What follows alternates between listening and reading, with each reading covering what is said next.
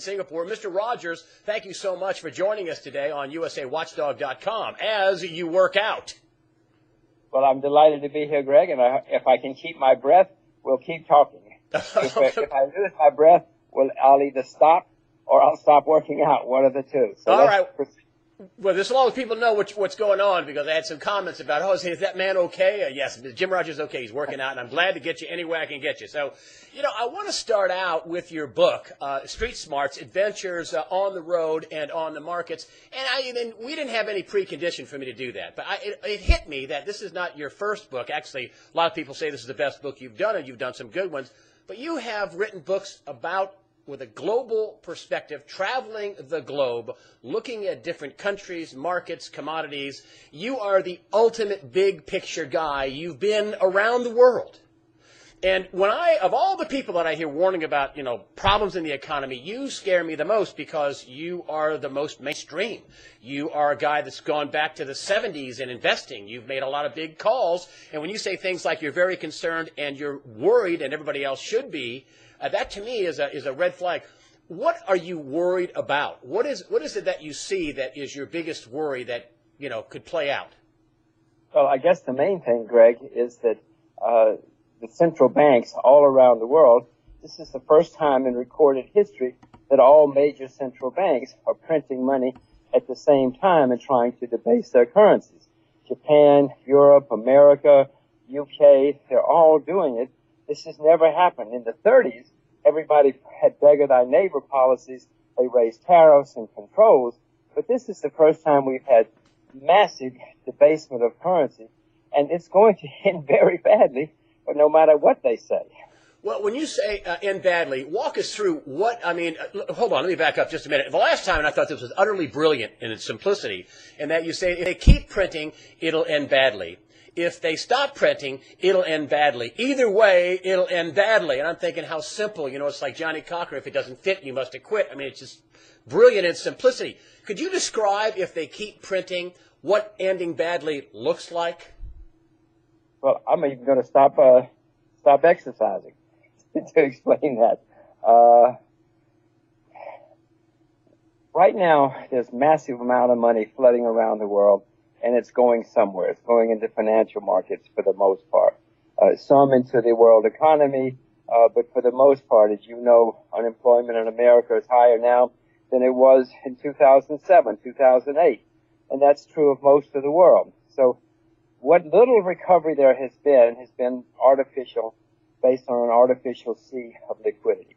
Now, when the sea of liquidity stops, the people who've been getting the money, first of all, are going to suffer because they're going to have all this free money. It's gone. And so that part of the world economy is going to suffer, which means that the rest of us are. America is the largest economy in the world. Europe as a whole is an even bigger economy. Japan is the third largest economy in the world. So when all of these economies stop having this free money, then all of a sudden people are going to scramble. Banks are not going to be lending. There's not going to be much liquidity in the system. Financial markets are going to go down. Currency markets are going to be in great turmoil. Greg, it's not going to be any fun. What's astonishing to me is that grown-ups in places like Washington can say, well, the solution to too much debt and too much spending is more debt and more spending. And that people like Bernanke can say, well, printing money in QE1 didn't work.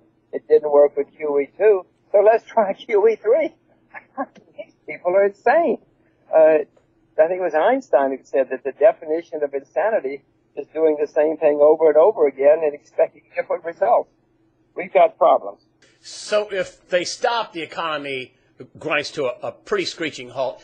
And here's the other scenario. You said if they keep printing money, it's going to end badly. Okay, so the other side of the question, let's say, they meet at Wyoming and Jackson Hole, and they come out and they say, we think we're not going to have any taper. We're not going to stop printing. We're going to keep printing money. We think this will come out. What happens if they just keep printing money? Well, what has always happened before in terms of currency debasement is eventually you have serious inflation, but you also have bubbles in some parts of the economy. The people getting all of this free money, Greg, go and do what's called malinvestment. They invest the money in places that perhaps they wouldn't have otherwise. The moment a lot of it's going into the financial community, the banks are getting all this free money. So you have it bubbles in some sector, you have inflation, and then when you have inflation, interest rates start going up, then you start having currency turmoil, and it's all a mess. All because printing money is artificial. It's never worked.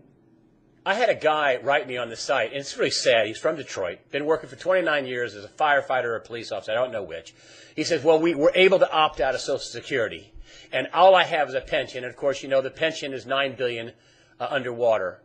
Is this what's coming for the rest of America in terms of their pensions and their retirements? The money's just not going to be there? Greg, it's not just America. Yeah, I mean, we're Americans, and we focus on America. But as you pointed out, I've been around the world twice, and I invest all over the world. A lot of places are going to suffer. Many pensions in America, many pensions in other parts of the world. Many state and city pension plans are underwater, but many corporate pension plans are underwater too, Greg. No, we've been living on a world of unreality for at least 50 years in the United States. We've been kicking the can down the road for 50 years, hoping that the problems will be solved, or at least they won't be our problems, they'll be the next generation's problems. Greg, no, finally, all of this is coming home to roost. We've had recessions every 4 to 6 years since the beginning of the Republic. We're going to have another one, I promise you. And when it comes, it's going to be worse because the debt has been going higher and higher and higher, and the artificial stimulation of printed money is just massive. Could we have banks? Banks do these bail-ins in the U.S. and in Europe. In other words, that they will take money and say, hey, listen, we're going to print some money and we're going to take some depositors' money, especially if it's not insured. Are we heading for bank collapses and brokerage collapses? People don't even want to talk about brokerages and all this counterparty risk. Is that one of the things that you're, quote, very worried about? Oh, of course I am. Greg, it is now the law in America and in Europe that the governments can bail in, as you put it. You know, they can just take your money. Now, it's unlikely they will take more than the minimum, than the amount insured, but they're certainly going to take everything. They're allowed to now to take everything they can over the amount of the insurance. So sure, of course that's coming. Unfortunately for you and me and for your audience, politicians know who pays them. You and I don't pay them. It's the lobbyists who pay them. And so they're going to be doing what the lobbyists say. You know, when poor George Bush got calls back in 2008 saying the world is coming to an end, well, he didn't know any better. He wasn't a very smart guy. So he started bailing out all his friends. But no plumber from Toledo called him up. You know, no school teacher from Boulder called him up. It was just Wall Street guys. He took the calls and he bailed them out. Are they going to bail them out again while they take people's deposits in 401k plans and things like that? Is that what's going to happen? They're going to have people that think it's going to be it's going to be bail in or they're going to take people's money. I think it'll be both. Am I wrong? Yeah, of course it's going to be both. They're going to take whatever sources of money they can get. When the economy slows down, taxes go down, there are great screams to spend more money. Politicians react to those screams to spend more money. They need money. They're going to try to borrow money. It's going to be harder and harder to borrow money because people are catching on. So they're going to take money wherever they can. Sure, bail-ins will be part of it. If a major bank calls up and says we're collapsing, somebody's going to say, I know what we'll do. Take the money from the depositors. You know, we warned them. We told them we'd change the law. And then there's not going to be enough money. And so they're going to say, well, maybe 401k plans. Why don't we go after the 401? And what they're going to say, Greg, is, listen, all of you innocent Americans have been doing badly in your 401k plans. What we're going to do is protect you. We're going to give you 30-year government bonds with a guaranteed interest rate, and then you don't have to worry about your 401k plan anymore. And we're going to take your money in return. Come on. I mean, politicians come up with all sorts of strange. In the 30s, they took our gold, you know, around the world. They probably won't take our gold this time because it's not crucial to the world system like it was then. So they're going to take our bank accounts and our retirement accounts. Is that how you're protecting yourself, or is that how some people should be protecting themselves? Should it be buying physical gold and physical silver and putting it under their control? Well, Greg, everybody has to make their own decision. They shouldn't listen to some guy they see on the internet, even if it's you, to protect themselves, and certainly not me. I own some gold. I own some silver. I think there'll be another chance to buy both sometime in the future.